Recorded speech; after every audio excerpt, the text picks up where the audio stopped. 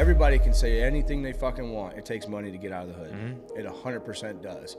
And you have people that figured out a way to sell drugs and not get caught, and they made it out. They paid for their college. They started a business. They did something with their money.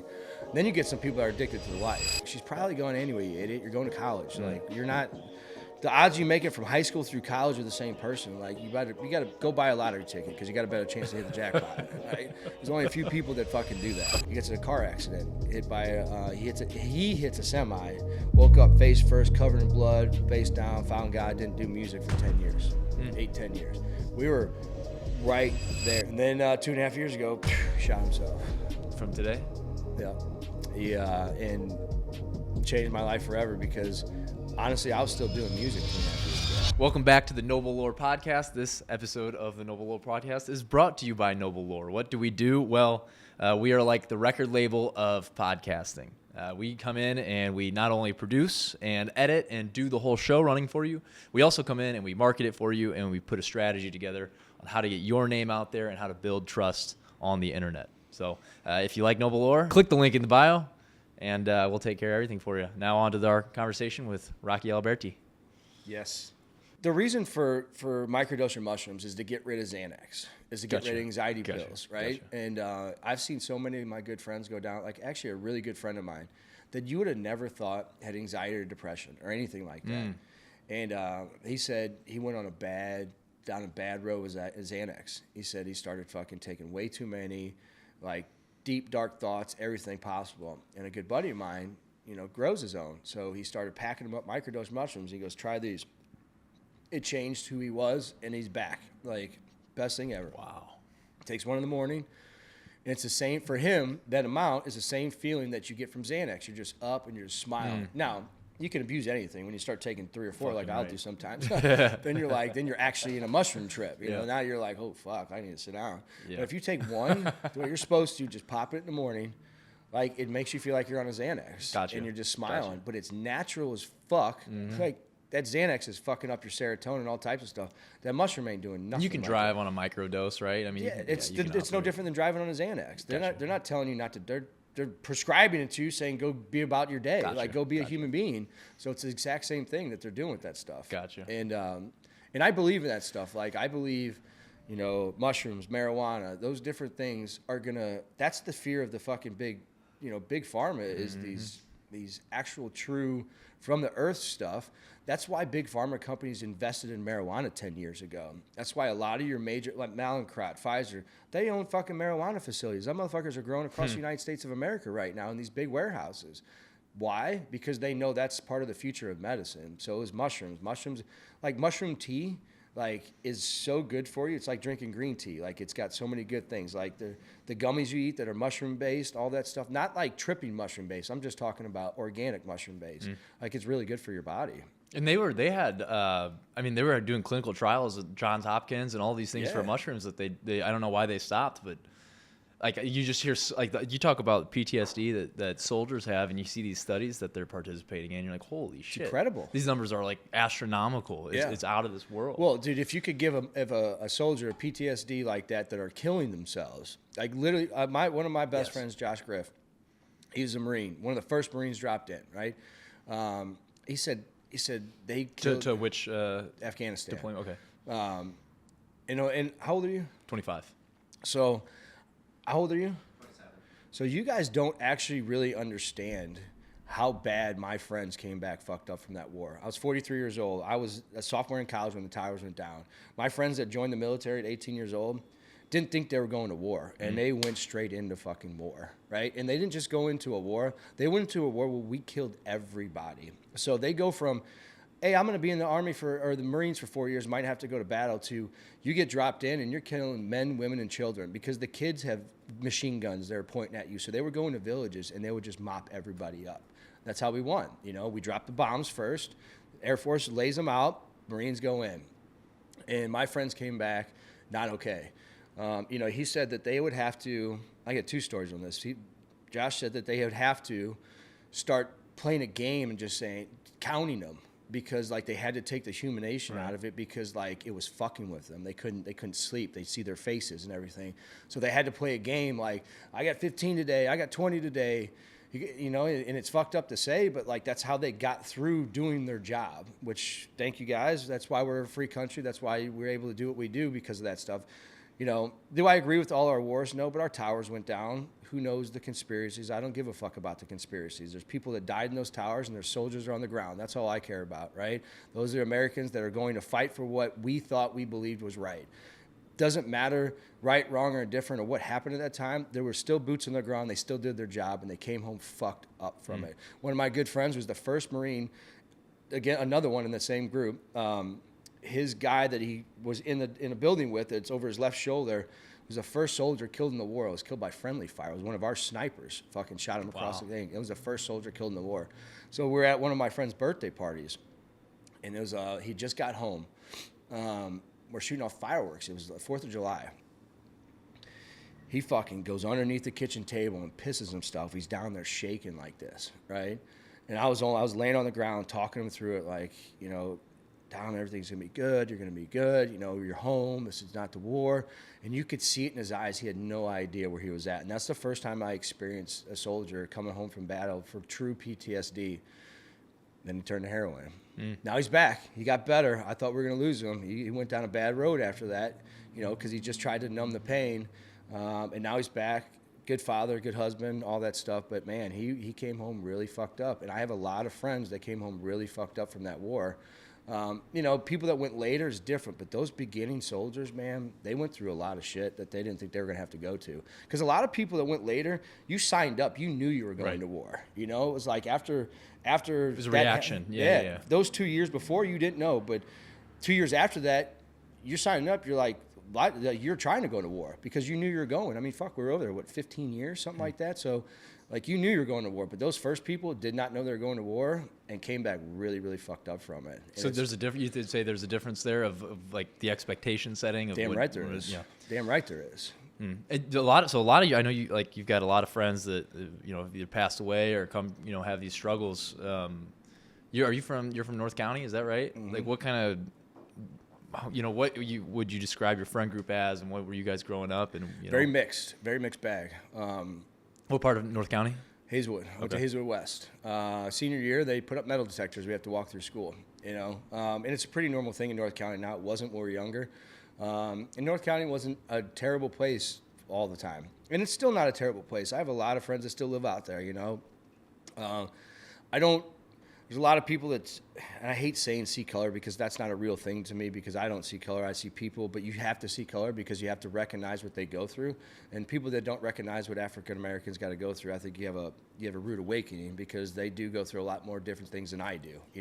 There's a true thing, in my opinion, of white privilege. Now, how far that is and where it goes, I think it's exploited and it's exaggerated sometimes, but I think it's a real thing, and we got to recognize that stuff. And I have a lot of really close friends that went to jail, got locked up, got beat by cops, all that types of stuff, and still are just great men and great people to this day. But my North County friends, they are fucking as loyal as they get. That's the one thing I've recognized by that group of people versus people I've met otherwhere. Man, they are just loyal as hell. We made money together. We did all types of shit together, and they're still staying by my side. I mean, in my wedding, my past wedding, I had 18 groomsmen. There were supposed to be 24 of them. All 24 had been in my life for 25 plus years, minus 2. Everybody had been in my life that long, so I'd known them. That's how loyal my friends are from that area. It's incredible. And what we used to do in high school, like, I wish my daughter has the fun that we had in high school because we were shit disturbers, but in a way that I wish kids still did the same shit that we did back then, and I hope to God she does. But we had a lot of fun in high school. We had a lot of fun in grade school playing street hockey, skateboarding to fighting to fucking smoking weed behind the building, stupid little shit that you're like, man, that shit was fun. Get into a little bit of trouble. Yeah, man. Hell yeah. What do you think makes them loyal compared to maybe other friend groups that don't have that type of loyalty? Because you see these people, there's so many relationships nowadays where I'm like, damn, you have a whole new friend group from the last year. And where are all your old friends at? That's an indicator to me that. Well, I'll tell you what. You stuck around. You just said right there. I tell all my friends and I tell my business partners and I tell people around me. I don't trust somebody that doesn't have a friend from their past. Like when you don't have anybody in your life from your past, I start questioning you. Now, are there, exceptions to the rule? Totally. For sure. Could you have been abused? Could you, like, your friend been bad and been in jail? Addicted to drugs, and you have to change your life, right? So there's exceptions to that rule. But, man, there's not one. Even there, like, there's not one. Like, there's people that I know that don't have one friend. And I hate to say this, Mom, Dad, don't get mad at me, but my parents don't. And I have to hold them to the same fucking standard that I'm saying right now. Like, what did you guys do that you don't have a single friend from your past? Now, they're 70 and 80 years old, so I might be talking out of my ass because I don't know when I'm 70, 80 years old. But I do know that I'm pretty sure that I'm still going to have a lot of the same friends I do when I'm that age. We're past not seeing each other because of kids. We're past a lot of those things that separate you, Honestly, a lot of my friends, we've come back just knowing that, like, man, you had to raise a family, do stuff. We still text and call, but now we're hanging out again because, like, kids are getting older and stuff happens. But I believe that wholeheartedly. If you don't have a friend from your past, man, something's wrong with you, and you're not showing what the fuck's wrong. You're the common denominator. 100%. You're a common denominator. But to answer the first question, a lot of my friends, even the ones that had divorced parents, still came from good homes. What does that mean? Meaning, like, their parents were hard on them. They were strict on them. They made them follow the rules as best they could. We still did our fucked up shit. But, they were just good people. They were really good people. We did have a number of friends that had bad parents, but guess what those kids did? They came to my house every day. Yeah. We adopted them into the own homes that had good parents, and then they would hate going home. We understand it, and then they would come back, and we give them grace about, we know mental state where you're at, and you start learning how to deal with that stuff at a young age and start separating it out. The people that grew up in the hood to middle hood, or Hazelwood. Like, there's Hazelwood's not now it is, but it wasn't like Lucas and Hunt Ferguson back then, or Hazelwood East, but we had a lot of friends from all of those areas over there. And you had to recognize and start separating out which group is, and you talk to them the right way because you never know what they're going through at their house.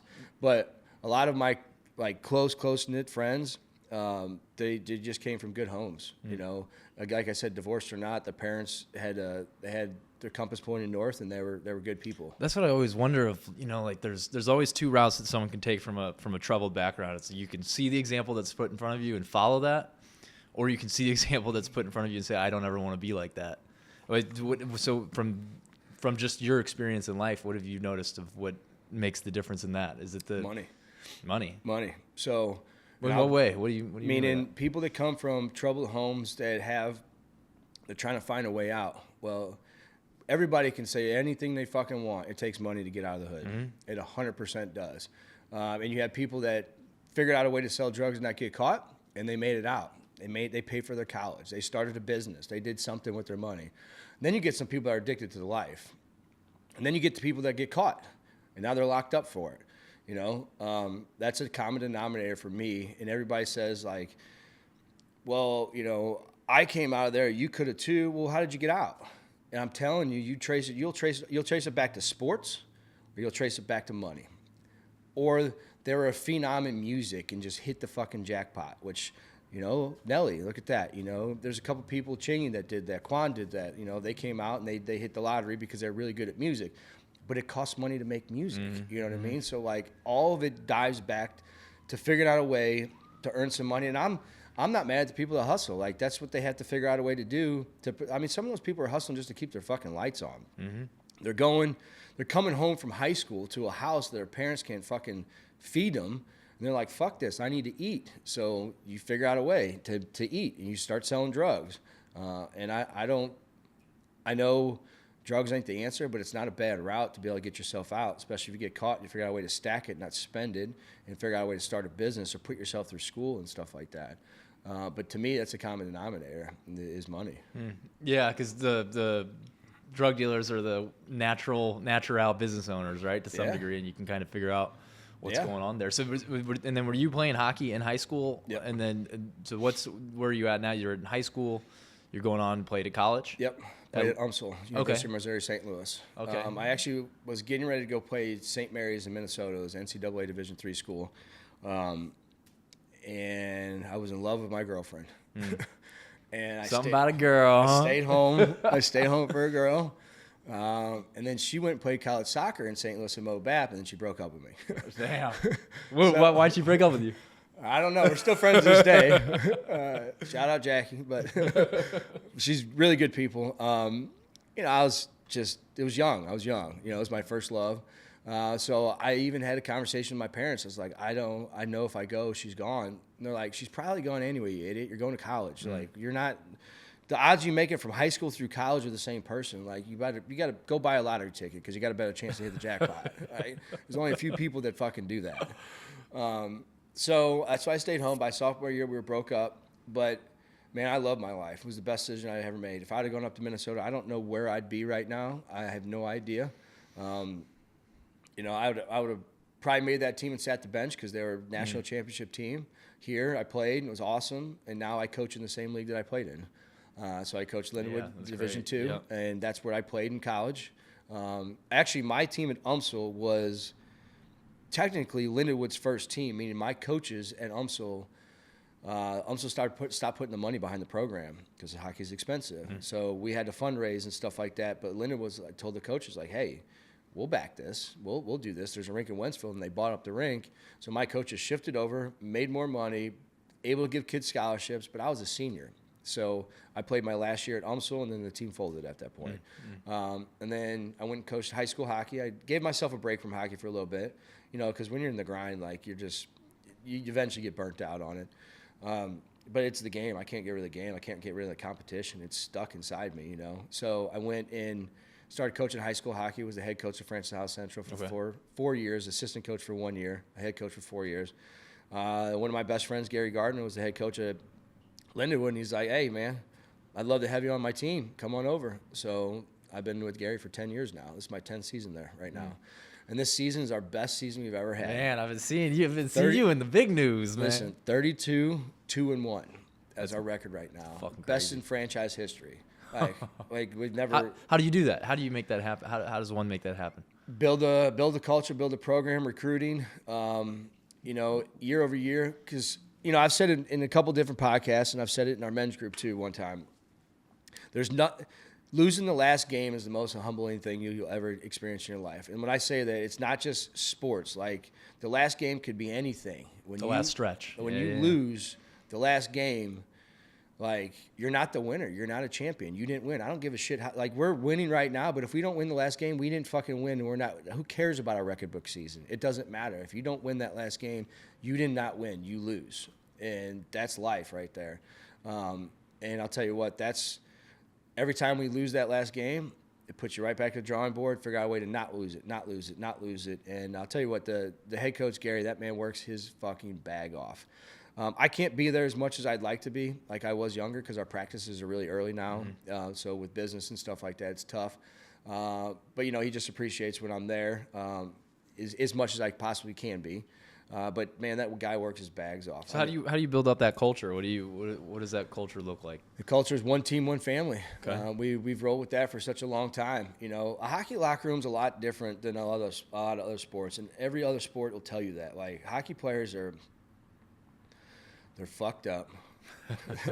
They're fun. Yeah. They're loyal.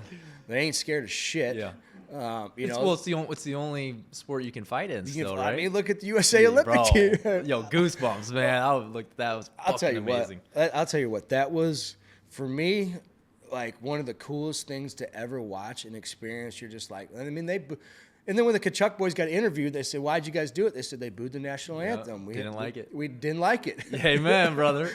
Two St. Louis boys, two of the biggest, toughest in the NHL St. Louis boys.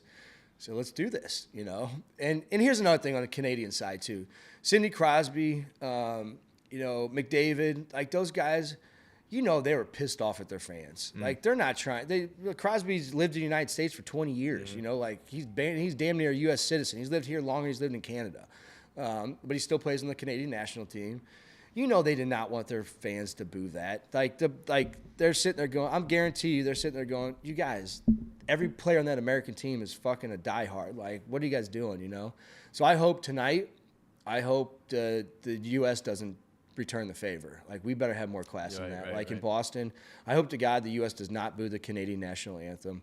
That'll make me feel disgusting that we did something like that because of how well we showed up when they did it. Well, why would you give them the ammo back to do that? Yep. You know, and I can guarantee you the U.S. national team's saying the same thing. They're probably sending out text messages like, don't do it, you know, like, because they don't want that. Yep. And that Canadian team didn't want that. But how special that was when they did do it and the boys showed up and then hit the hits that game and the goals, like, man, I had goosebumps. I'm like, dude, next year in the Olympics in Milan is going to be so fun to watch now. It's going to be so fun to watch now. Oh, shit. Yeah, but you were saying that the locker room is different for hockey guys, yeah. It's just a camaraderie in there. You know? Why is that? What about it? I can't really explain it. It's just when you live the hockey life, you just know it. Like every person I've ever played with my entire life, I still talk to them, all of them this day.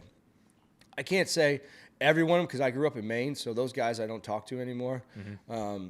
But like in St. Louis, even kids that I played peewee hockey with, like two of them were in my wedding. You know, like every guy I played college hockey with, dude, when we see each other, we're fucking hugging, high-fiving, we're doing all that stuff. Like, you just stay connected. Like, hockey's got a bond like no other sport's got a bond. Like, because football's got sides. You got teams. You got special teams, defense, offense. Your locker room's so big. People are separated. You get pockets. You get stuff. Now, I'm not saying there's not football teams and stuff that aren't connected. I'm not saying that. But I'm saying majority of the time there's different groups inside that locker room. Hockey, you got 20 guys sitting in the same fucking room doing the same fucking thing, coming together to go to battle and go to war, you know? And I would venture to bet soccer's the same way, you know? Really? They're not, the only reason why it's probably not is because it's not as contact sport, you know, because when you get done fighting somebody, you're back in the locker room, the boys in between periods like, man, you just got him, you know? Like, or, hey, man, you're missing a tooth, you know? Like, there's different ways to go. But soccer's a small group, you know, and they go to battle like that. But the hockey locker room is just, there's nothing different. It's electric. You love everybody in that room. And it's a lot of fun. Man. It's a lot of fun. Do a lot of kids, like if you're in hockey, you mentioned that it was expensive. Are these a lot of kids that are growing up wealthy, or is it growing up, what's the mixed bag? Dude, I mean, that's the downfall of hockey. The downfall of hockey. Yeah, that's not that it's expensive. Yeah, not the downfall, because it's never going to have a downfall. But that's the shitty side of it. I mean, it's not like we would have more black players, Hispanic players. You know, you'd have more ethnicity playing. Now, overseas, they do because that's what they do, you know. But hockey's expensive, man. Like, to play, once you get past U12 to U14, like even your youth leagues, it's like $3,000 to $5,000 to play. When you get to junior blues, AAA, it's the only way you're going to advance. I mean, Car Shield's like $12,000, $15,000. Blues, just junior blues is like $20,000 a year. But I mean, that's your parents' money before taxes. So think about how much you got to make. You got to make $40,000 just to pay for your kids' fucking hockey. That's not in the realm of possible. Right. You know, it's not like going to pick a soccer ball up and going to a field, or pick a basketball up and going to a court, or pick a baseball up and going to a field. You know, that doesn't cost you anything. You know, but hockey costs you a lot, and it limits the pool of people that play. It limits the fans that watch it, you know, and it limits a lot of things. But ice is expensive, equipment's expensive, travel's expensive. There's no way to go backwards on it because you play on a sheet of ice that's built in a building that fucking has to maintain the ice. You know, like it's just the cost to pay the game. But I wish somehow in some way it was cheaper, because it'd be really cool if there was more ethnicity in there. You know, I wish there was more black people play hockey, because black people are fucking hell of athletes, you know, like they fucking are. Like they play sports hard as fuck, and they're badass. But a lot of them don't get a chance to play hockey, you know, and I wish they did, for sure, because you'd have a bigger pool, and you would see that, like, you know, African Americans and your Hispanics and stuff, you'd see like these guys are really good at sports, and they would be really good at hockey. You couldn't tell me they wouldn't be good at hockey. I know they would. Dude, so I wish they got a chance. With the exception of hockey, it's hard for me to take a sport seriously if there aren't some black people in there. That's what I'm saying. Like if they went to play volleyball, like you see these white dudes play volleyball, they're like 6'2", too or whatever. I'm like, bro, you guys would be stomped. Dude, if the NBA came out here right. to play volleyball, you'd look like idiots. Yeah. Like, you look like idiots. So I'm with you. I don't even take it seriously, Right. you know. But again, hockey, you have to because it's just the way the game is. Yeah. There's a lot of studs, but I wish it was different. I really do. Man, because it it opened up, and it would open up opportunities for inner city kids that were really good at hockey to get scholarships and move on and shit like that if they could afford to play it. Because you can't tell me there's probably 15 NHL players in downtown St. Louis right now that'll never get a chance to play hockey. Mm-hmm. They'll never get a chance to play the sport, and I wish they did. Now, when it comes to, you talked one team, one family, and you're leading these young dudes, it's kind of crazy for me to say they're young dudes now because, like, god damn, boy, I'm getting old. I'm starting to get a couple grays on that. Not like this, baby. But like, what have you learned from coaching at high school to now coaching in college? Everyone, like, what do you about these young people? What are young guys specifically like yearning for or need and looking for? Anybody that comes to me, you're not going to NHL. So, we coach them to be better men. We want them to be responsible. What sports in college teach you how to do? Show up, do your job, go do your second job, which is school. Well, actually, school is your first job. We operate school, family, hockey. That's how we operate. Those school's first, family second, hockey's third. If these two had come in play, you're not coming to practice, you're not going to a game. That's how we operate. We have to operate like that.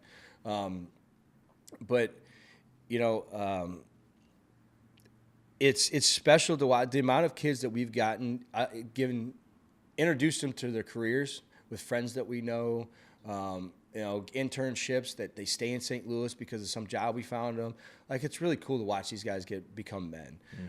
We've been to probably 10 different weddings for our players over the last few years. We watch them have kids. On my team right now, I got 2 players that have kids on my team, which is crazy. But one's got twins, and the other one just had a kid last year. And then the year before that, we had another kid that had a kid. And the other year before that, kid got married when he was in college. I'm like, guys, what are you doing? Like, this is the best years of your life coming up. But they're like, Coach, we love them. It's like, all right. Are they religious or are they? No, they just fell in love. Wow. They just fell in love in college, But it's fun to watch them become men, and that's the whole reason why I do this stuff. I don't coach at a high enough level that any of my players are going pro. They might make like low-end pro, but they're not going like NHL style, Gotcha. And it's the whole – it's just one team, one family is that right there. I'm going to know you for the rest of your life. I was your coach at one point. I'll help you get a career at one point, watch you raise a family. It's fun. The difference in high school and college is the high school kids are still catered by their parents. They're still coddled. They'll still shit talk you.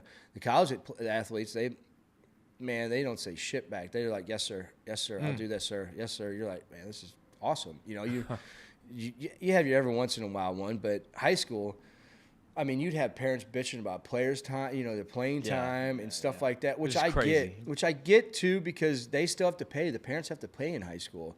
College. Yeah, but you're not teaching your kids, you're the example. You're not teaching them meritocracy right off the bat. You're right. Dude, you would be getting all the playing time if you were the best player on the team. Straight point blank period. Yes. You'd be getting all the playing time. 100%. So what's the gap in between there that's keeping you from that? Yeah, you're 100% correct.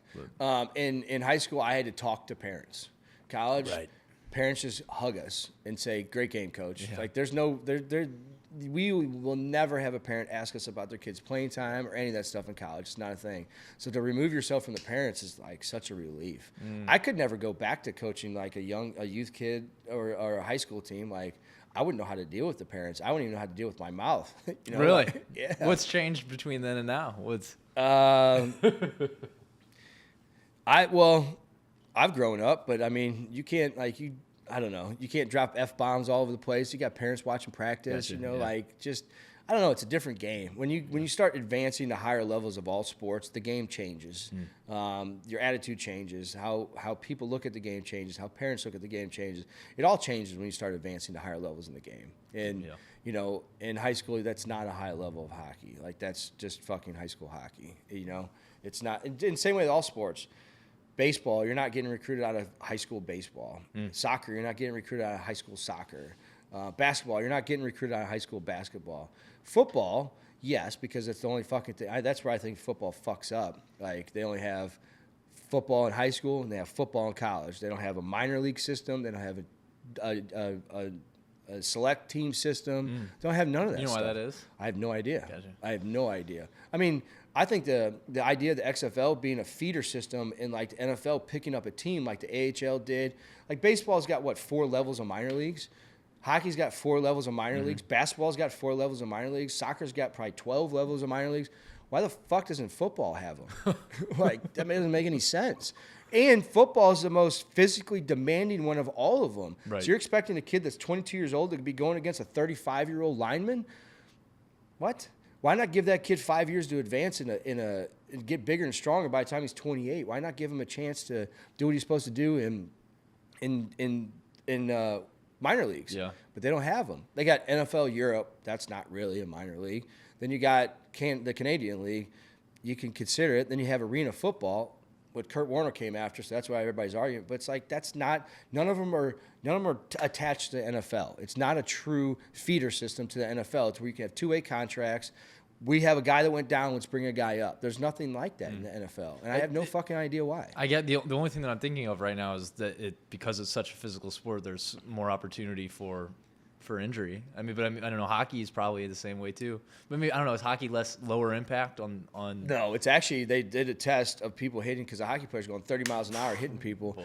But that's every once in a while. Gotcha. Those fucking linemen, like they're hitting that hard every down. Yeah. Bam, bam, bam. So I mean the concussion stuff is real in football. But that's even more of a reason why to have a minor league because now you're putting kids against somebody their own size for a little bit instead of putting somebody and here's another thing. Those guys that are young and get drafted and don't start, well, they're just practice players for a long time. Why not get another team below them and put them in games? Give them game time. That's how you get better. You know, you give them game time. You got a quarterback that's a third-string quarterback. He's only thrown in practice. Put him on a minor league team that he's starting a fucking game. So he gets the chance. Right. Yeah, does he have a chance of injury? But I can guarantee you if you ask that player, would you rather sit on the sidelines and not face an injury or play the game? They're going to say play the game. You know, it doesn't matter what level. They're still getting paid a 2-way contract. So I mean, obviously there's people smarter than me in the NFL, but that's the way I look at it. I don't really know why it's not out there like that. Got you. Yeah. The whole sports world is just so interesting because I mean, it is a business at the end of the day too, right? And you were in the music industry for a little bit. Long time. Yeah. How did those correlate, and how did you kind of cross between sports and music industry? How old were you when you got into it? I was 21 years old when I truly got fully into music. Some of my best friends had a band called Steadfast. Okay. They were a high school band. They were really, really good. They were really good. Meaning, if they would have never broke up based on contracts, they would have been the next Linkin Park. They'd have been the next somebody out of St. Louis. Like they were the story of the year. Were their best friends. They played shows together. Like they were really, really fucking good. Then Nelly's producer J.E. got on there, started producing them, mixing them. One of my best friends, Jason Bridges, who made Shake Your Tail Feather over and over again. I had some friends that made some heavy-hitting songs in St. Louis. Chingy went to high school with me, knew Quan from back in the day. So I knew a lot of these guys for a long time. So I got a keyboard, started playing around with it, started making these little beats They were terrible, let's be honest. They were terrible. And then my boy John Hill came over one time, this guy I've known my whole life. And I knew he could rap, but I didn't know like how good he could rap. I'm like, yeah, sure, he's a white guy from North County, but you're not gonna be really good, you know. He started rapping one day over one of my beats. I was like, oh my god. I'm like, man, we could do something with this. Really? We could for real do something with this. But me, I wasn't gonna be the beat maker, so we reached out to his name's Wally Beeman, and he was part of Basement Beats, and we bought 10 tracks off him. Okay. So how much did that cost you at the time? $5,000. And then we met with this guy named Flex, who used to work with Pac and a bunch of people back in the days from St. Louis, and bought some more beats. Got some studio time, recorded them. Then I built the studio in my basement, and then I started doing all the recording for us. Then we started taking this shit seriously because we put out a mixtape that we didn't buy beats. We just made the mixtape. It was jacking beats. So it was just rapping over somebody else's stuff. And we were down at, it was a place called The Drink on the Landing at the time. And because Goody Mob, I don't know if you know who Goody Mob is, No. Big Gip, these guys from Atlanta, they were in town working with Ali and the Lunatics. Well, we handed Big Gip and Ali one of John's mixtapes when they were on the way down to the drink because it was one of Jaquan's parties. And by the time we got there, Big Gip gets out and shakes John's hand. He's like, bro, you're unbelievable. Ali from Lunatics is like, man, you got it, kid. And, that was like the sign. We're like, all right, man, let's keep this going. So that was a mixtape we did. And we started producing all our own music, started doing really big things, recorded with Akon, Royce 5'9". We were on DJ Khaled's mixtape, DJ K-Slay's mixtape, and things started rolling. Started doing really, really good with it. We had Def Jam reaching out to us. We had 50 Cent. He put John's music on 50 Cent's main website. John was on the homepage of his website with one of his songs with Akon. We had a lot of cool shit going with it. Then in the process, we didn't realize how emotionally bad John was getting, that he started taking a lot of prescription drugs and would hide it, and we didn't know this. Then he nodded off in the booth one night over at Coco's house. And the next day, or about a week later, Def Jam reached back out to us. They said, send us this type of song. We want to see if he can produce this type of song, because he's like an East Coast rapper. So, like, he was more like a Nas, those guys. That's what he loved, is East Coast rap. So they asked us if he can produce more of a St. Louis sound type song. We're like, yeah, we can. We got fucking Nelly's producers. We can do whatever you want. Which actually was a struggle, I'm going to be honest with you. Really? Just because he just loved lyrics. Like, he was a lyricist, like making that pop candy shit wasn't the thing. Yeah. But we had a couple really, really good ones. So he's coming over to lay the hook down at my house. He gets in a car accident. He hits a semi, woke up face first, covered in blood, face down, found God, didn't do music for 10 years, 10 years. We were right there. So here's another thing. If he had already started making money doing music, like, his wife pulled him out and he pulled himself out, but if that was his career at the time, he would never stop. He would just stop doing the prescription drugs and the drugs he was doing. Because when people say that they see somebody start taking Oxycontin, Xanax, like, I've seen more people fucked up on those drugs than the hardcore drugs. Like, the prescription drugs will take you down a fucking bad, bad hole. And they did. They took him down a bad hole. And found, they pulled him out. But if he was actually making music for a career, he would have never stopped. And we were probably, no joke, Jack, we were probably 90 days away from getting him a fat-ass check. Like, it was right fucking there. And since then, here's another thing. All the guys that ended up getting record deals in St. Louis, they used to open John shows. Stevie Stone used to open John shows. Jenna used to open John shows. All these guys got signed to Jermaine Dupri, to Killer Mike, Trackstar. He's DJ. He's Killer Mike's DJ Gotcha. right now. And like, all these guys were like pushing John, and no white dudes made it out of St. Louis yet. There hasn't been a single white dude to make it out of St. Louis. Now he's got a record deal. Nobody. He was Wow. the first. He was the leader of his pack at that point. So then he came back, started making music. Man, we got him back on the radar. Like, we got him making some big songs and doing some stuff. And then This is how long after? This is 8 years, 8 10 years years. after? Okay. Yeah, 8 years, 10 years after. So at that point, I had already started an ad agency. Me and Jimmy, we started doing a lot of stuff. Life took its place. Took time. We actually had other artists after that. We had my cousin Christina, who could sing. Kenny Knox, who got locked up at the time. But then he came back and was like a refresher. Like, fuck yeah, John's back. We could do this. Let's make it happen. And then 2.5 years ago, shot himself. from today. Yeah.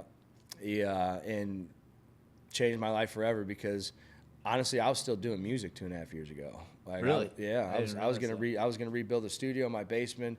No joke. As of 2.5 years ago, I would have told you this year by this time he would have made it. It didn't matter his age, and we're 43. He looked fucking 25. Like, really? He made music better than all that. I would still be making music, and I wouldn't be sitting here with you today if John didn't shoot himself, because he would have made it, no question about it.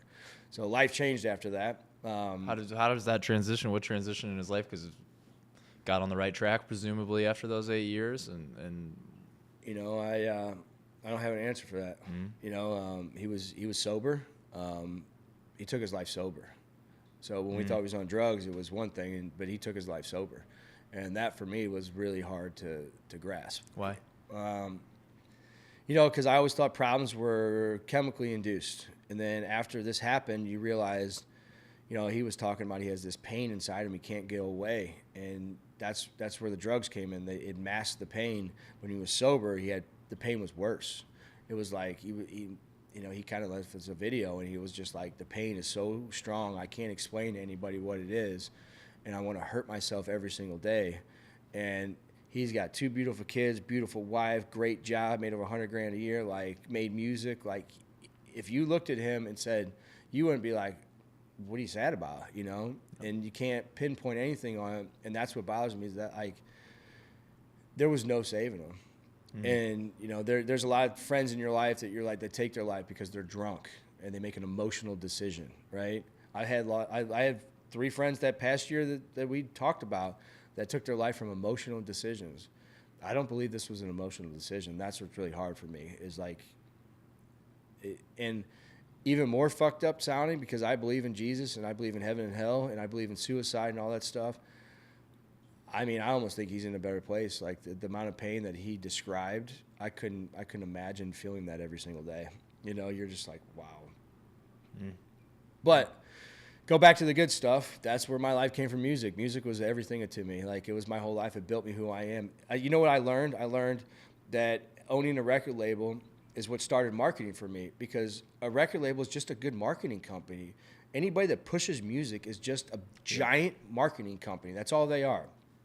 Yeah, you got to make good music, but once it's past the music, that's when the record labels grab it. They're like, okay, you've made a good music. Come on, let's go over here. Let's distribute this stuff. It's all a marketing company.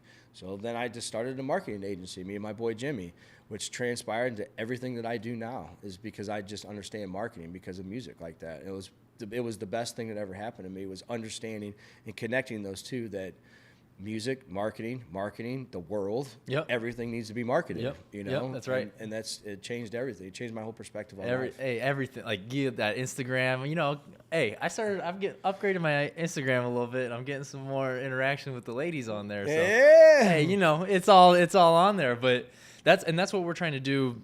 Like, we're essentially trying to be a record label for podcasts. It's like what the business is that I'm trying to build. But dude, that's a pretty cool idea. Mm-hmm. You know, when you put it that way, like, I think that's a really fucking badass idea. Mm. So you want to get in, even if you don't record them, you want to push them? Yep. Man, I love that so idea. That's the goal, man. Like, I'll help connect you to some people that need to be pushed. Fuck yeah. Like, here's the thing. My boy Joey Yak, he's got this studio that I go do my stuff, right? But they're just recording them for people, and then those people are putting them out on their own platforms. So they're not like, they're not like marketing those deals. They're just the production side of it. Gotcha. Which is like a music label. Your producers produce the music. The record label pushes the music. Right. So I've never even thought about that concept. I don't even know anybody's doing that. Yeah. Who? Like, who's doing that? Who do you know? I've never even heard of that. I found one guy who's doing it, and I get mentored by him now. Jack, I think that's fucking genius, bro. Fuck yeah. I think that's fucking genius, dude. That's I love to hear that. Because everybody's doing podcasts, right? So you can't be, hey, I want to go and produce your podcast. You can, because you guys do it, right? Mm-hmm. But everybody's got a camera these days. Everybody's setting things up these days. But nobody's saying, here, I'll help you distribute it. Besides putting it in our channels, we'll help pump your channels. We'll help get this stuff out there. That's right. Yeah, like, everything, every part of it too. That's where, you know, that's interesting. Our model is going out. So, you know, we could almost be a lead funnel for these studios too. So then we go, hey, you can't get these people because they want to do their podcast at their house or whatever. We'll go out, record for them at their house, grow it for them, and then we bring them back into the studio. Dude, I need to introduce you to Joey. Cool. He needs that right now. Like, fuck yeah. He needs that right fucking now. He needs more people that can do this and be out doing it in the areas. So I got to connect for you right now that already probably can start kicking you guys' business. Fuck yeah. Dude, that sounds great, man. Yeah. You hear that yet? Hey, that's right, baby. So here's the thing, that I met everybody. I meet everybody through music. So I met Yak through music. So Joey was Yak Boy Fresh. He was signed to Nelly at the time. He's a white kid, but he never made it big. So when I say nobody out of St. Louis has made it, it's that. But he was signed to Nelly, great rapper. Got sober, same exact way, was getting all fucked up. I met him on Nelly's EI tour. So he was on Nelly's EI tour, and so was my cousin Christina. So we traveled to like 40 cities together on this tour with Nelly's crew. And he just realized that, like, he didn't want to live that life. and because he was on tour with Bone Thugs, all this other stuff. Then he started producing music for businesses, and then he's like, all right, well, not everybody wants a jingle. And then he said, how can you transition this? And he started just recording reels and videos and all this stuff. And now he's built an awesome studio. It's got 3 different podcast setups in there. It looks great. Yeah, it's fucking great. Dude, it's really... Dude, he's got this LED wall. It's got probably 300 monitors on it that you can connect. All put the LED wall together. Oh, shit. It's nasty, dude. It's absolutely nasty, dude. I mean, it'd even be a good spot there where you guys don't do, like... this in somebody's home, if you need a place to go to, like, dude, I'm telling you, that place would be awesome for you guys to do some setup stuff in there. Bring in your own equipment, just use the wall, like, it's nasty. Great, hell yeah. Yeah, so, but that's what's so, like, the music industry that you touched on is so interesting to me because it's like, yeah, you could be a fucking insane rapper. Like, lyrically, you have all of the right things, but if you're not making music that's resonating with the crowd, then you got nothing, right? Like, what? So, in learning about marketing, what are you learning about the human psychology? What are you learning about how people react to things? Well, 2 different questions there. Meaning, one, the biggest thing I've learned in music and sports is, I'll tell you what, it's not only the talent.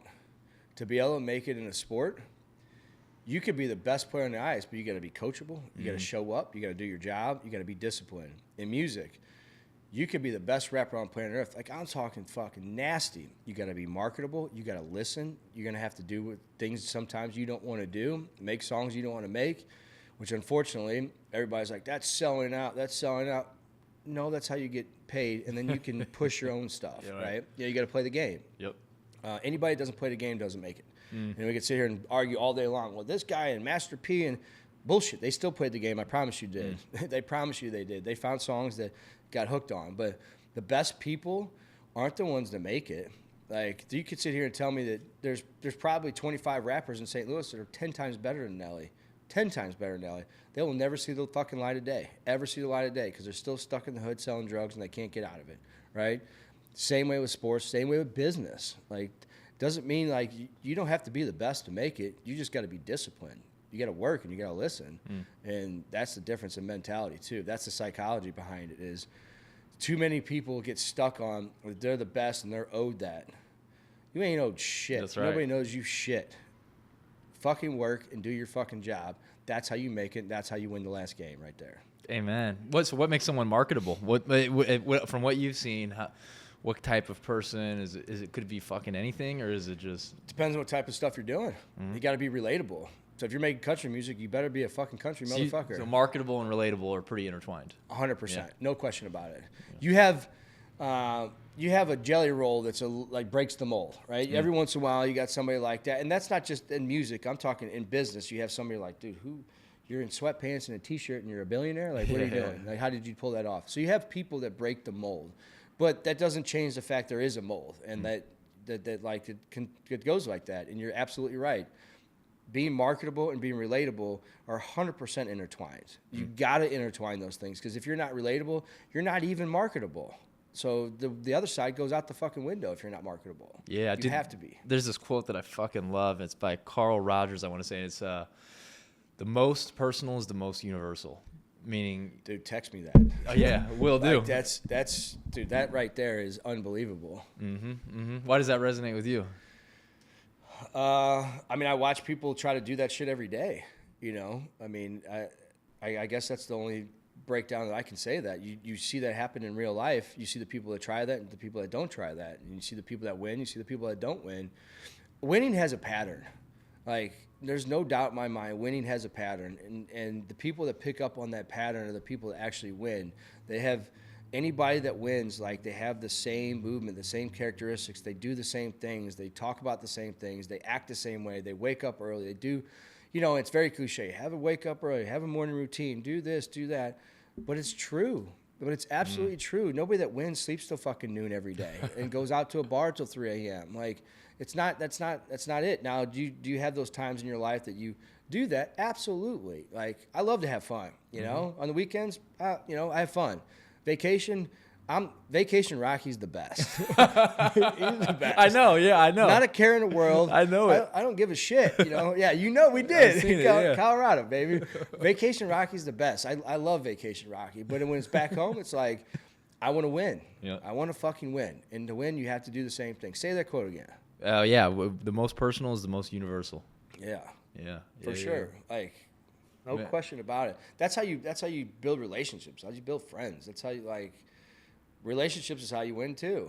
You don't win alone. How do you? Because when I'm with you, I'm like, damn, this motherfucker knows every motherfucker out there. Like relationships, right? How do you? Because how do you network is kind of a bullshit thing. Because it's not that you're networking; it's that you're being personable. Right? How are you? Like, what are you doing to be personable? I don't change who I am. Mm-hmm. I don't change who I am. Because the right people will respect that. Yeah. I don't change who I am. Yeah. Now, does my daughter get the same version as Jack? No. Okay, does my girl get the same version as Jack? No. But everybody else, besides those few people, get the same version of me. Mm-hmm. They get the same version of me. If you do something wrong, you can get this version of Rocky. You do something right, you can get this version of Rocky. I don't change, and my friends know that. The people around me know that. Like and I'm very straightforward. I'm very direct. If I say something, I believe it, and I mean it, and I say it. And I don't hold back from it. And I think that's got me to very far in life, is because you know what you're getting. And I'm going to be hard on you, and people expect me to be hard on them, and it's just become a characteristic trait that I've embraced and I love about myself. And I think that's a good friend of mine, Keith, said this, and my boy Blair said this too. They're like, and I go back to it, but they said you're like gravity, like you pull people towards you. And when they said it to me, I was like, man, that's fucking really cool. You guys just said that. But then when you start, you don't want to brag on yourself all the time, but when you start thinking about it, I'm like, okay, I do have a lot of good people around me. Why is that happening? Like, what they're saying has to be true in a certain way. Mm-hmm. What's the gravity pulling me in? And then you start trying to break that down. When I start going down that road, I start mind fucking myself anyway, and I need to stop thinking that way, because I need to stop trying to figure out why that happens. But it is. It's just, I love people. I love talking to people. My girl Joy is like, when you go to a room, she goes, she's like, my favorite thing to do is watch you work a room. She goes, you just bebop around to every person and you talk to every person. The people that go to places they have friends in, they sit in a corner with a certain group of friends. I don't get that. Like, I get up and I talk to everybody I can in that fucking room and make sure I'm shaking hands, giving hugs, giving high fives, talking about life. How you been? Like making it real conversations.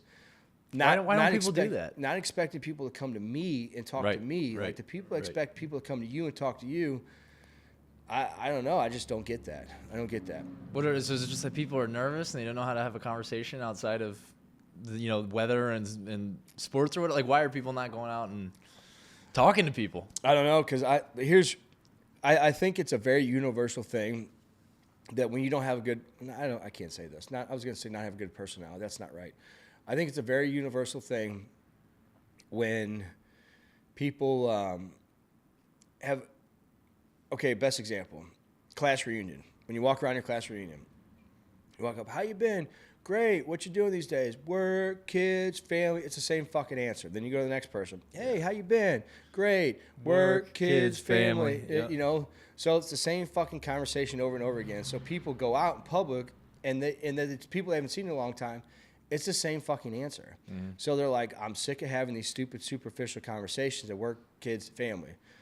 But stop asking people how they're doing. Yeah. Ask them different questions. Yes. You'll get different answers. And that's how you address conversations. And that's how you get people engaged. And that's how you actually pull out what they're actually doing, because they're not going to start talking about themselves. But if you give them a right question to, everybody loves talking about themselves. You just got to ask them the right questions. And it's not how you been. That's not the fucking right question. That's right. That's what sale to make everyone start a podcast, because that's what it teaches you, how to do that, baby. Hey, you got to make a little sale in between. Yeah. Man, that's right. But okay, but you said something in there this is the kind of stuff I love fucking talking about, is what have you had to do and experience in life to become the type of person that doesn't change around other people? Because it feels like pain, loss, pain, suffering, going through it, being broke, knowing what it takes, the struggles to get out of that stuff.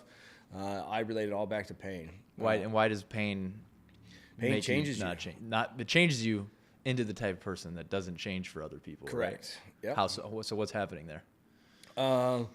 You realize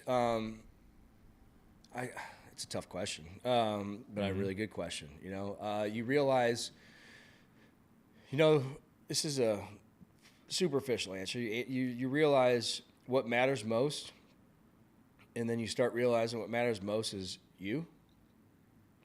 And how do you make sure people remember you? Well, show up the same way. Keep showing up the same way over and over again, and people are going to remember that you showed up the same way over and over again. They saw you 2 years ago, and 2 years later, they're like, man, he's fucking great, Now, people are supposed to change. They're supposed to grow. But to me, that's personal development. To me, that's your drive and motivation, not how you treat people. Right. And I think those are two different things, and I think people don't separate them enough. Yeah. Your personal development has to always change, but how you approach people and treat people, just do it the right way, and don't change it, And if you have again, people think I'm very direct. Well, I'm never going to change that because I love that side of me. You just keep showing up the same way. People are going to know who you are, and they're either going to love you or hate you, Yeah, it's a confusing world. Like, I can see how young dudes would Very struggle with this and get confused by this. Like, I've got a friend who we were really close for years, and then as I've, grown as much as I have in the past year or 2 years, which has been like fucking exponential, he's, his behaviors are not tolerable to me anymore in the same way that they used to be. And so now it's like our relationship has completely changed in the way that I'm like, hey, like, cut that shit out, or I'm not interested, right? And so it feels really different. Yeah. Right? And it feels like I changed, because I did change to some degree, but I think maybe what we're getting at is like the core of it. I want him to be a better person, and I want us to make good things happen in the world. That has never changed. Yeah. But maybe the route of how we get there, these little things around it, change every once in a while. And I think maturity goes a long way. I think after a certain age, 25 and below, I reacted this way. 25 and above, I reacted this way. And I could never go backwards. So when I was in high school and a kid, but I also still showed up a certain way. I was still hard on people back then, but you're right. I mean, it's definitely, I'll tell you what, it's good that you brought up that, because I've had to cut 2 people out of my life recently. They were both in my wedding that I do not like how they show up to their family, how they talk to their family, how they approach the world. And I've rode by their side for a long, long time, and I will no longer ride by them. And that just happened in the last 2 years. And,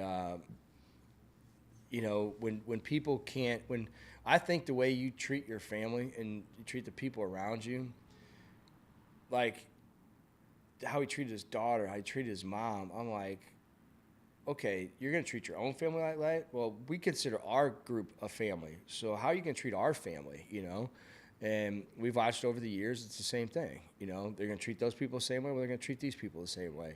I've had to cut some really, really, really close friends and some really close ties that were really hard for me to cut. But I told him, I said, man, I just can't fuck with you no more. Like, I'm done. And I know it was hard on him. And I hope to God he figures it out and changes and grows up. But you have to do that sometimes. So what you're saying right there, keep doing that to the close people around you that you actually love. Keep being really hard on them and expect them to change. And if they don't, eventually there's a chopping block. I'm 43. With the chopping block starts happening more and more. Yeah. What would it take for him to? Would there be enough behavior change consistently over time for you to be like, hey, come on back in? I don't know. It's a hard question too, because I'm not around to see a behavior change. So him telling me is not enough anymore. Yeah, right. That's right. That's tricky. That's a really tricky. That's a really tricky irony. I think it'd have to be his daughter, honestly, that said my dad's changed, because she's personally reached out to me. It'd have to be something like that, to where, I'd give him a shot and I'd tiptoe in and go to lunch and go to dinner and do stuff like that just to see, but he knows why. So I'd also be in fear, like, you're just putting on a show for me. I've watched this song and dance for fucking 27 years. Like, I don't know. I don't know if there's a way back in, honestly. And nobody's ever even asked me that question. That's a good question. I honestly don't know if there's a way back in. Yeah, that's extremely tricky. You're right. Yeah, because the only way to get back in is through experiencing things together. And if you're right, that's just such a complex thing. God damn. Yeah.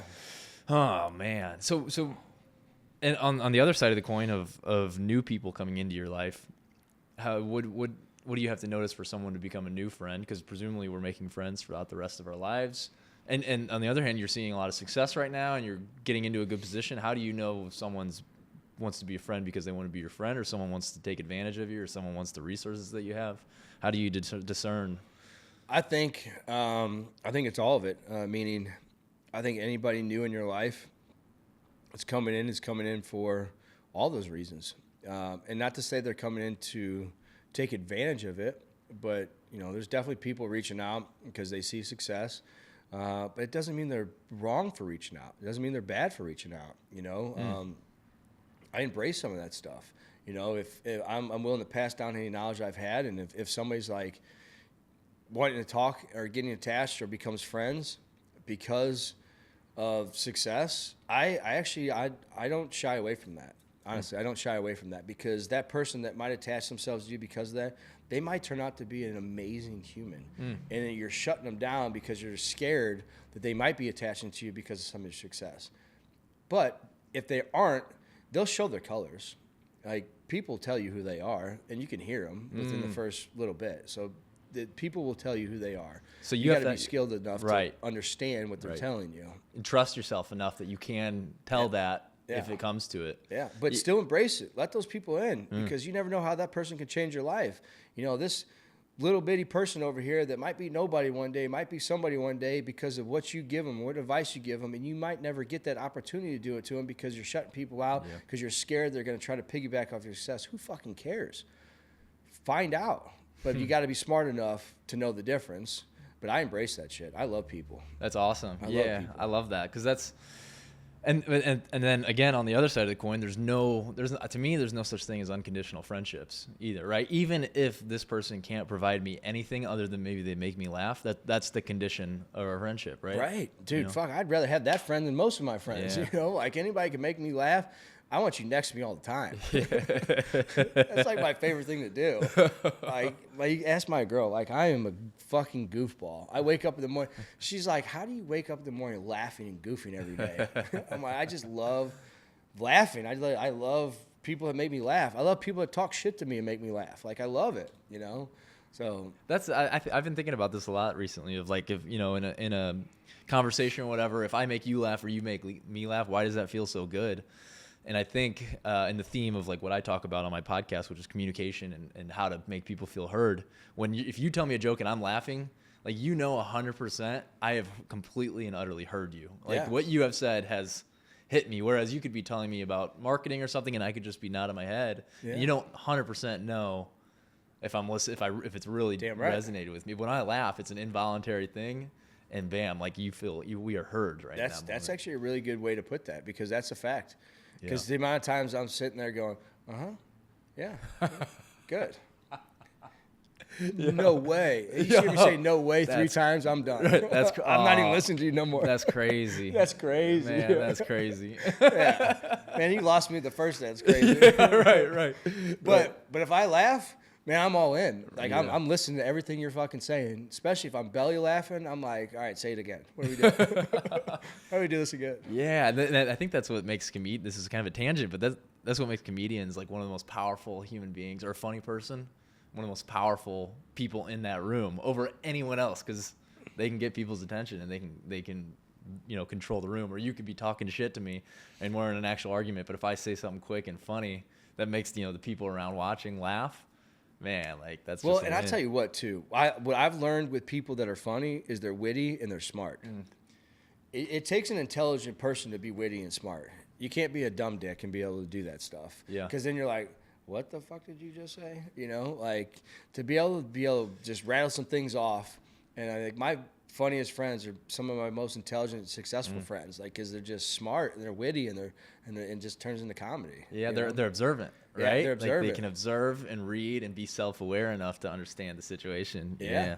Fucking right, man. Yeah, hell yeah. Oh shit. So what's this is kind of what I normally get to of the last portion of whenever I talk to someone, of like, what's the most important thing that young people should be paying attention to right now? In the world, or in their life, or in their ozone lead? Like, what do you mean? Whatever. If you saw a young person out in the street and you're like, this person should be paying attention to, it could be the world, it could be themselves, it could be What do they need to be focusing on? Their family. To me, I think I think that's where anything in my life stemmed from is my family, and I put a lot of emphasis on it. I focus a lot on it. My daughter, my family, my sisters, my parents, like my cousins. Like I really am a big family guy, and I think people should be extremely focused on their family. Now, if you want to take a step past family, you know, of like what can make them successful, what can make them do what they're supposed to be doing, I tell them focus on being consistent. Focus on being consistent. You figure out a way to be consistent no matter what it is, it compounds itself over and over and over again. You keep doing the same thing, you get better and better at it. If it's, I don't care what it is, like if it's a sport, if it's singing, if it's podcasting, if it's graphics, if it's whatever it is, be consistent, keep doing it over and over and over again, and try to focus on that one thing. You know, try to focus on the one. There's a book called The One Thing. I don't know if you've ever read it. I haven't heard it. You should read it. It's a really good book, and I actually reference it a lot in my business. You know, because there's always people trying to sell us new products and new lasers and stuff, and I'm like, I don't want to be in the med spa field. I don't want to be in this. I want to be the best hormone therapy clinic in the United States of America. I want to get really good at one thing and be the best at that one thing. When everybody's got all these other things they want to be the best at, have a lot of interest, but be consistent, be really good at the one thing you want to do. Now, if you haven't figured out what you want to do, that doesn't mean you still can't be consistent in life. You can still have the same routines. You can still keep showing up the same way. Just be consistent. Right, being consistent and being the type of person that when you try something new or trying these different things, you go at them the same way of full attention, full focus, putting your complete effort into it. Man, the consistency thing is so, I don't know if frustrating is the right word, but dude, I like, the day to day, I'm like, fuck. Like, I'm doing the same exact shit that I did yesterday and the day before and the day before. But if I go 30 days and I look back at the 30 days, I'm like, my life has completely changed since then. Yeah. It takes a lot of endurance in that consistency to be able to look at it and go, yeah, nothing feels like it's changing, but I promise you it is. Having faith in the process. Yeah, 100%. You know? And you're exactly right on that too. Like, man, when you're doing the same thing and being consistent over and over again, it becomes monotonous. You're like, fuck, dude, this is my life. Like, what are you talking about? But then, like, all of a sudden, you're like, holy shit, this is my life. This is fucking awesome. You know, it does flip. I promise anybody listen, it does flip. At a certain point, you're like, man, because I was consistent for these 5 years, now I'm doing what I want to do, you know? And if I wouldn't have been consistent, then I would not be doing what I want to do. And it eventually flips. I promise you, it eventually flips. What's I wanted to actually ask you this. We haven't even talked about Neuage that much, other than here and there. But obviously, you have a men's health clinic. Is that how you would describe it generally? Nope, absolutely not. Okay, cool. So describe it in a better way. Describe it. The reason why we started this clinic was not men.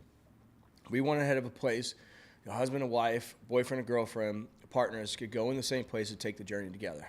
The journey being health. Cool. You know, it could be hormone therapy, it could be weight loss, it could be vitamins, peptides, all the stuff that we do. But the amount of people that lie to their spouse about what they're doing. A lot of men don't tell their spouse they're taking hormone therapy. Really? No, because is there shame around it or what? Hell yeah, there is. Gotcha. There's a lot. And a lot of women think, oh, guy's taking testosterone, he's doing steroids. Absolutely not. Right. They're optimizing their hormone levels. Is testosterone a steroid? Yes, that's just because the label is a Schedule III drug. That doesn't mean you're stacking like a bodybuilder, you know? But everybody has that theory behind it. The medical weight loss. A lot of women don't tell their husband they're on weight loss because they don't want them to, like, get an Ozempic face and do this and feel this way, you know? So, like, they lie about it so that they don't tell their spouse. Well, we want a place where you can be honest with your significant other and you come take the journey together. Don't lie to me, babe. I'm taking testosterone. Don't lie to me, babe. I'm doing this. And do it together. So, no, we are not a men's clinic. We are a spouse, family clinic. That's what we do. We make people feel warm and welcome as a couple in our building. Man, yeah, family has been one team, one family, family focused, family clinic. That's who I am. Yeah, that's right. That's who I am through and through. That's amazing. So I wanted to ask you about leadership in the work world. Is this easy for you? Is being a leader in the job easy, or do you go through struggles with it? You always go through struggles. If you don't, you're not really a leader. What kind of struggles are you going through? You know, as far as leadership goes, I wouldn't say I struggle in that aspect. We have a lot of growing pains going on right now in our business. And as a leader, you can't show your staff or people around you that you have growing pains. You can't? Why not? Hell no.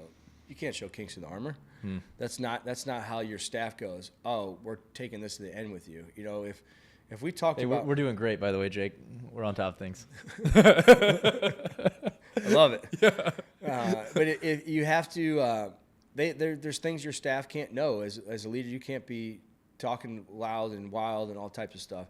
And I'll tell you what, the leaders that bring their staff into their problems, they won't be leading or they won't have a business in a long time. You got to be able to separate the two.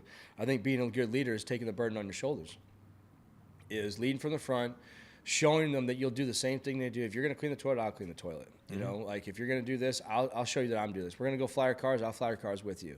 You know, if we're going to go sell a franchise, I'll go do this with you. You know, you got to be able to show your staff and your team that you're willing to do the same things you are.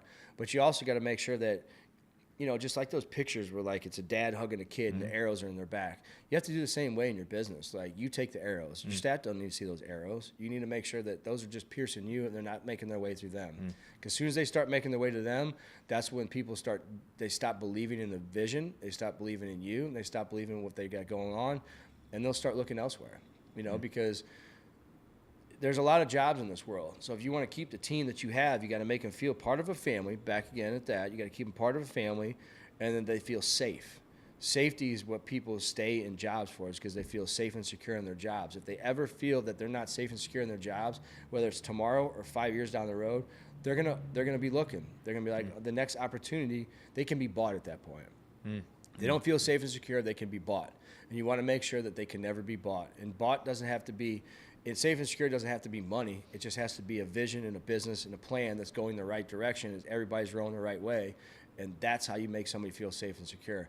Yes, money's a factor for sure. You want to pay them well, but that money doesn't rule the world when it comes to where you want to work. You know, you want to feel part of a team. You want to feel like your voice matters. You want to feel part of a family, and you need to feel safe and secure. Yeah, secure, safe, and heard. Right. Yeah. Like I love those. Those are such a great 3 things. Yeah. Hell yeah. But fuck yeah. Well, what else have we talked about? What's important to you to get out to the world right now? To our fucking 10,000 millions of listeners. You got millions of listeners. We're putting you on the map, Rocky. Yeah, all right. I hope you don't mind. To all the millions of listeners out there. I'm taking credit for this. What do I want you guys to know? I want you to know that I love you guys. All right. Fucking right. Amen. Yeah. Cool. I mean, there's not much. I mean, you've asked a lot of really good questions. This has been good. It's been fun. Fuck yeah, brother. For sure. Thanks for coming on. Damn right. Appreciate it.